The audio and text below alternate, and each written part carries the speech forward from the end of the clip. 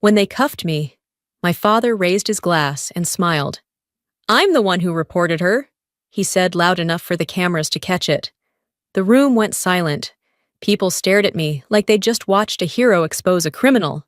But I wasn't shocked he did it. My name is Evangeline Porter. And that was the moment I learned the man who taught me about duty had no idea what loyalty meant. That was also the night I stopped being his daughter and became the truth he couldn't destroy. The applause was polite, measured, the kind that fills a room but never reaches the heart. I smiled for the cameras and stepped onto the stage, my heels clicking against marble that gleamed like ice beneath the chandelier. The cello swelled somewhere behind me, a soft, graceful melody I barely heard. I'd stood under missiles and searchlights before, but never under chandeliers this bright. My palms stayed steady even as the light pressed down, heavy and golden. Somewhere in the front row, my father watched, his eyes sharp with something colder than pride. My mother sat 2 tables away, pretending not to notice either of us. When the master of ceremonies called my name again, the microphone cracked with static, a hiss, then silence. 2 men in dark suits appeared from the side aisle, cutting through the crowd like blades. They climbed the stage without hesitation. The first spoke with a voice that carried through the hall, metallic and final. "Evangeline Porter, you're under arrest for treason." Every sound vanished. The music died mid-note. The glasses froze halfway to lips. The perfume in the air turned bitter. I didn't move. The metal on my chest caught the light and flashed back at me, cruel and perfect. I'd been saluted in war zones, but never handcuffed in a ballroom. And then came his voice.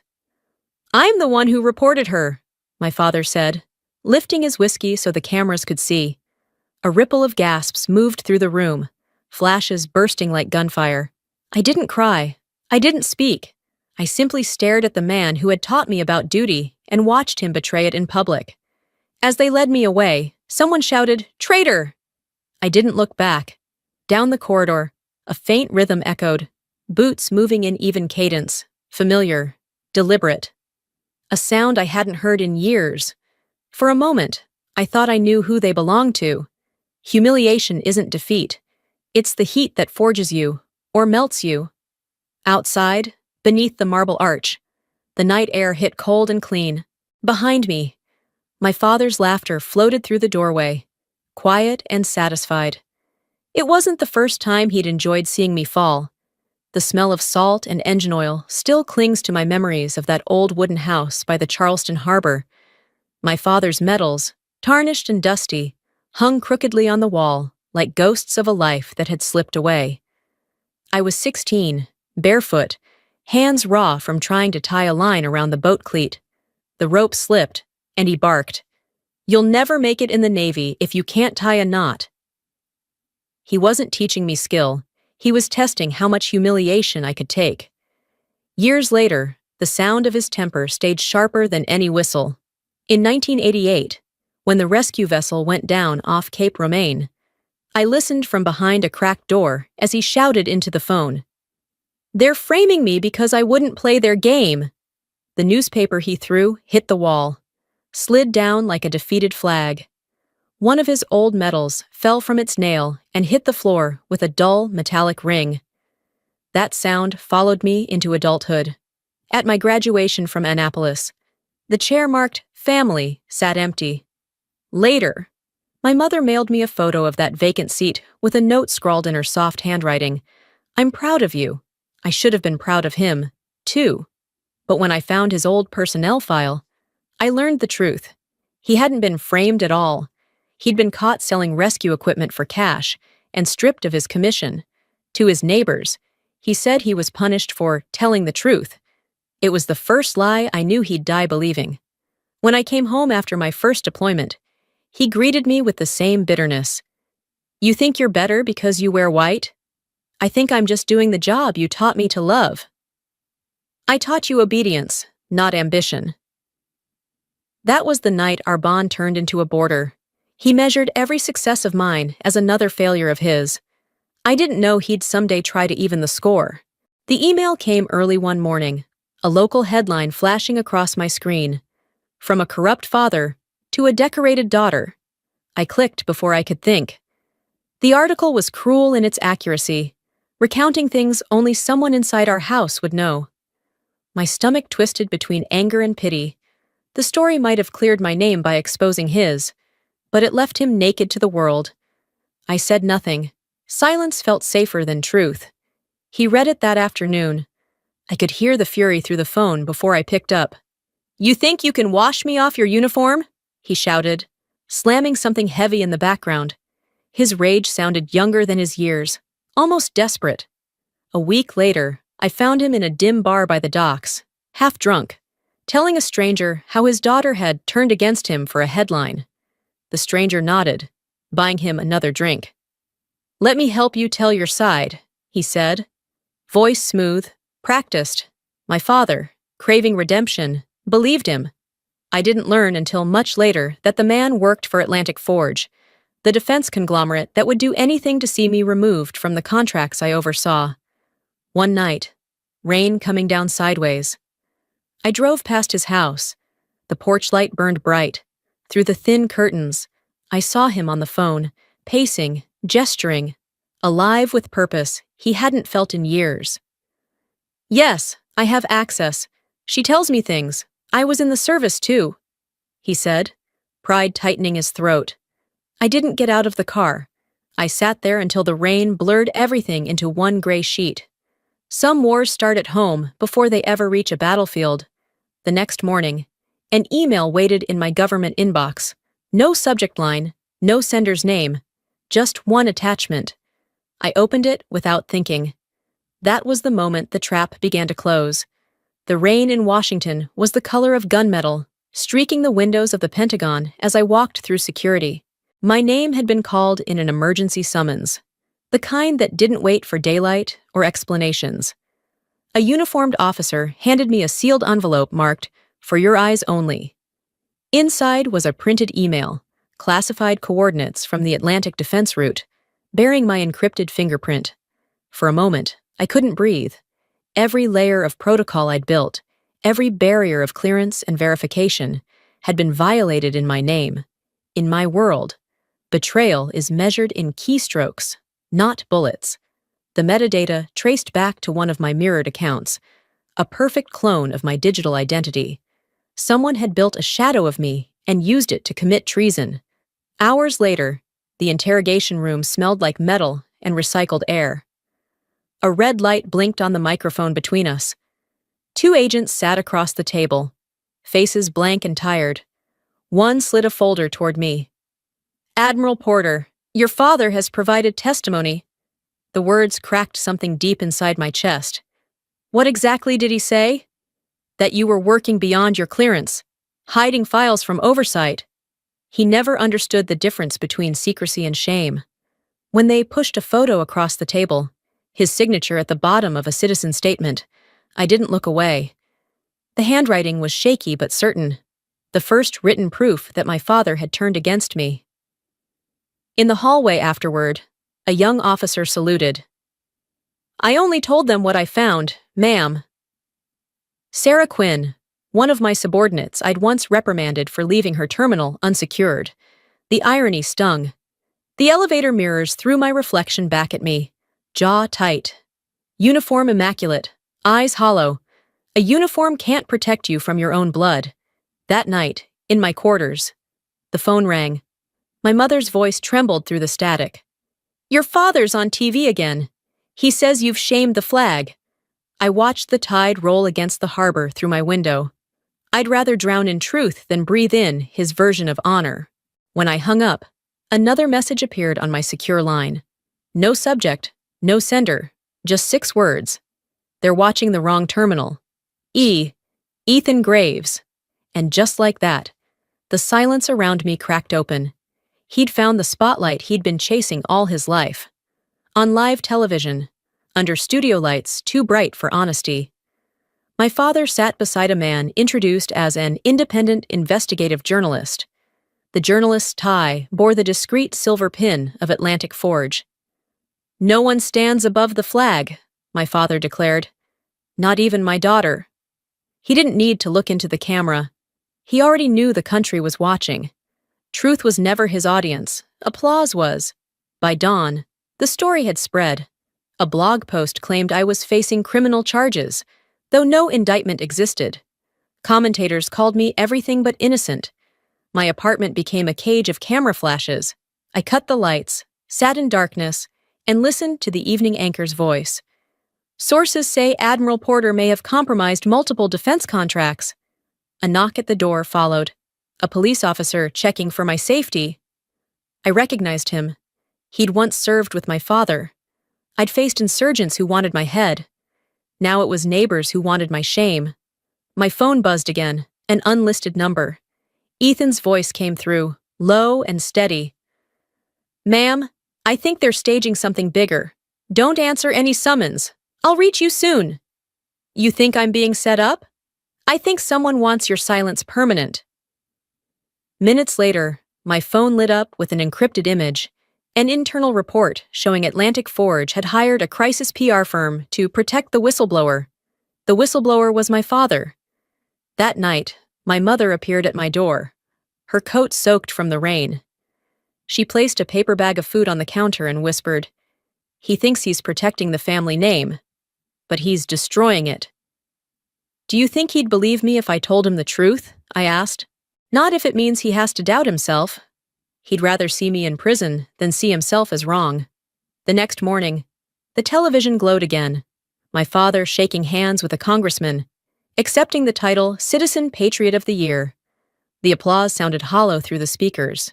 I turned off the TV, stared at my reflection in the dark screen, and whispered, "So this is what honor costs." Then, a knock at the door.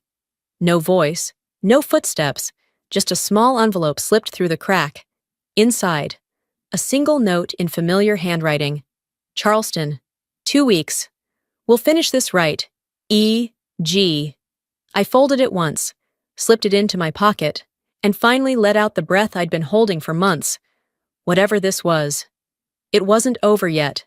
Rain blurred the glass, turning the city into a ghost map. My phone rang. No caller ID. "Ma'am," Ethan said, his voice tense. "The leak wasn't an accident. You're the target, not the enemy." "Then who is?" "Atlantic Forge. They're buying senators and headlines. You're the audit they can't afford." I'd survived wars overseas. Now I was fighting one built from emails and egos. "In Charleston," the banker whispered. "Your father withdrew $30,000 in cash, said it was for legal fees." The receipt read A.F. Systems LLC. The smell of ink felt like betrayal. He'd finally found the price of his pride. At a naval checkpoint, Ethan opened his laptop. "They've planted a ghost code in NATO's system. It mimics your signature." "How long?" 2 weeks. Long enough to bury you." Every soldier learns patience, but not everyone survives it. That night, my mother handed me proof of the transfer. "He told me it was for a documentary, but I knew." Her voice cracked. "If you ever talk to him again, let the truth hurt him, not you." I sent my report to the Department of Defense. No names, just one line. "Integrity is the last uniform we wear." Ethan replied, "Understood. We'll be in Charleston." The crowd cheered as my father held the microphone. I did what any true American would do. I told the truth.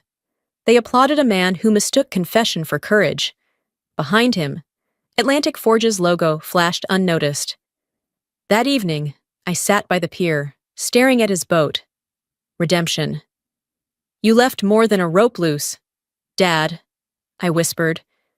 "You left the truth untied." Ethan appeared, handing me a flash drive. Proof of payment, direct from Forge. Driving home, a black SUV followed. The reporter leaned out, smiling. "Stay quiet, and we'll clear your name." "Then leak the truth," I said, walking away. Ethan had recorded everything, later, at my mother's house. Ethan said, "He won't stop until someone shows him what he's become." "Then show him, publicly." We chose the Veterans Tribute Gala, the same stage where I'd been humiliated. Sometimes, to cleanse a wound, you have to reopen it in front of everyone. That night, I called my father. "Tomorrow's your stage again. Dad, Let's see who tells the better truth. Outside, a helicopter swept over the harbor. The storm had arrived. The chandeliers blazed like a second sun above the Charleston Veterans Tribute Gala, their light too perfect, too familiar. I had been invited, requested, really, to clear the record before the public. The same marble floors, the same stage, even the same cameras waited like executioners dressed in gold. Some stages repeat themselves until someone walks in with the truth. My father sat in the front row, soaking up the flash of photographers as if it were oxygen. He gripped the microphone, his voice firm and rehearsed. "My daughter may wear a uniform," he said, "but I wear the truth." The audience laughed and applauded. I stood motionless, the spotlight burning my face, the sound of their clapping dull against the roar inside my chest. Then the déjà vu began. 2 federal agents cutting through the crowd, badges out, their voices slicing the noise. Flashbulbs burst like shrapnel. Again. Humiliation tastes the same the second time, unless you've already swallowed it. The lead agent raised his hand to deliver the warrant. When it happened, thud, thud, thud, a sound too synchronized to be random. The hall fell silent as the double doors opened. A line of SEALs marched in, dress uniforms black and gleaming, white gloves clasped tight. They moved as one body, deliberate, unshakable. At the front, Ethan Graves. His voice rang through the marble like an order from another world. "Admiral Porter, we're here!" Every head turned. The spotlight shifted, sliding off my father and locking on me. The air itself seemed to hold its breath. For the first time in a year, I wasn't the accused, I was the truth made visible. Ethan held up a folder sealed in red wax. Operation Evergreen, authorized by the President. He read, calm and exact. Admiral Porter's clearance extended to NATO security operations. Any allegations of unauthorized activity are void. Murmurs rippled and died. One agent leaned to the other and whispered, "Cancel it, she's covered." My father's hand trembled. The whiskey glass slipped, shattered against the floor. I stepped forward, voice level. "You reported me for doing the job you taught me to love, Dad." He couldn't lift his head. I turned toward the room. Tonight was meant to honor truth. Let's start there. The SEALs saluted in perfect silence, the flag behind us catching the full light. Then the screens lit up. Ethan's doing. First came the recording of my exchange with the Forge reporter, his voice admitting to the setup. Then a document. The payment trail, Forge, Harold Porter. No one spoke. The applause never came. My father sank into his chair, smaller than I'd ever seen him. When the truth finally stands, no one claps. They just breathe. The night after the gala tasted of salt and whiskey. The music had faded, leaving only the hush of the ocean and the hum of a city pretending not to notice what had just unraveled. Behind the hotel, my father sat alone on a stone bench, his suit wrinkled, tie loose, staring at nothing. I walked toward him, not in uniform, not as an officer, but as his daughter. We both served under flags, his of pride, mine of duty. "They told me you were dirty," he said finally, voice rough, as if each word scraped its way out. "They said they had proof." "You wanted to believe it," I answered quietly. "It made you feel noble again." He looked up, eyes rimmed red. "I just wanted to be right for once. Being right isn't the same as being good." "Dad?" For a moment, he said nothing. The silence between us stretched and softened until I saw something I'd never seen in him before. Shame that didn't wear armor. Then my mother stepped out from the shadows, her hand trembling as she rested it on his shoulder. "You can still choose who you are tomorrow." He broke, quietly, shaking under her touch. "I don't need you to apologize," I said. "I just need you to stop rewriting who I am." My phone buzzed. Ethan's voice came through, calm and steady. "Forge executives are in custody. Their chairman confessed. They used your father to break you." The wind off the harbor was cold, but I didn't feel it. I walked back through the empty corridor, my reflection catching in the mirrored wall, still, composed, free. Forgiveness isn't surrender. It's the moment you stop living inside someone else's sin. The sun was soft over Charleston's Memorial Parade. Flags lined the street, waving against the sea breeze. I stood quietly among the crowd, dressed simply, a single silver star on my jacket. My father stepped to the podium, his old uniform, neat but worn. "I mistook attention for truth," he said. "I hurt the person who carried my name further than I ever could. I was wrong." No one clapped. The silence was the deepest applause. Sometimes the loudest redemption is silence. After the ceremony, he came to me. "You deserved a better father." "I got a better ending," I said. "That's enough." Later. I dropped the old photo into the harbor. Reckoning isn't punishment. It's the first honest page.